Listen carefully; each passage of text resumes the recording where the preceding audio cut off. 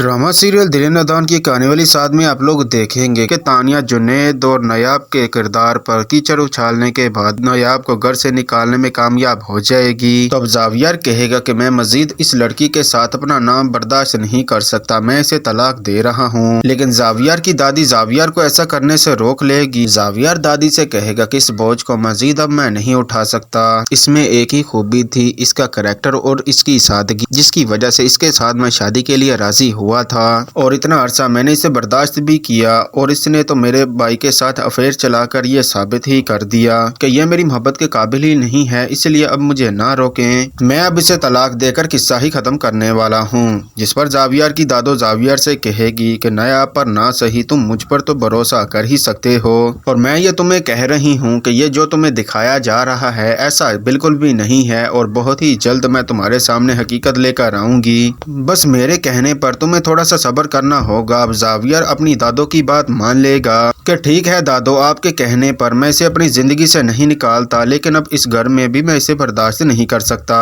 अब इस तरह नायाब अपने भाई के घर चली जाएगी और जुनैद पीछे से तानिया को कहेगा कि ये सब कुछ करके तुम्हें क्या हासिल हुआ है, तुम्हारा प्लान तो बुरी तरह फेल हो गया है। तुमने तो यही सोचा था कि इसके बाद जावियर नायाब भाभी को तलाक देंगे और मैं भी गुस्से में आकर तुम्हें तलाक दे दूंगा, जिससे मैं और भाभी सब घर वालों की नजरों में बुरे बन जाएंगे और तुम नेक और पारसा बन जाओगी, जिससे तुम जावियर भाई से शादी कर लोगी। जिस पर तानिया कहेगी कि अगर तुम मेरा प्लान जान ही चुके हो ना तो आजाद कर दो ना मुझे, क्यों अपनी जिंदगी में तुमने ऐसी लड़की को रखा हुआ है जिसके दिलो दिमाग में कोई और बसता है और वो सिर्फ तुम्हारे लिए परेशानी का बायस बनी हुई है। जिस पर जुनैद कहता है कि ये तुम्हारी गलतफहमी है कि मैं तुम्हें तलाक दे दूंगा, ये जो ड्रामा तुमने शुरू किया है इसका डी एंड भी तुम ही करोगी। अब तुम देखती जाओ कि तुम्हारा राज मैं घर वालों के सामने कैसे फाश करता हूँ।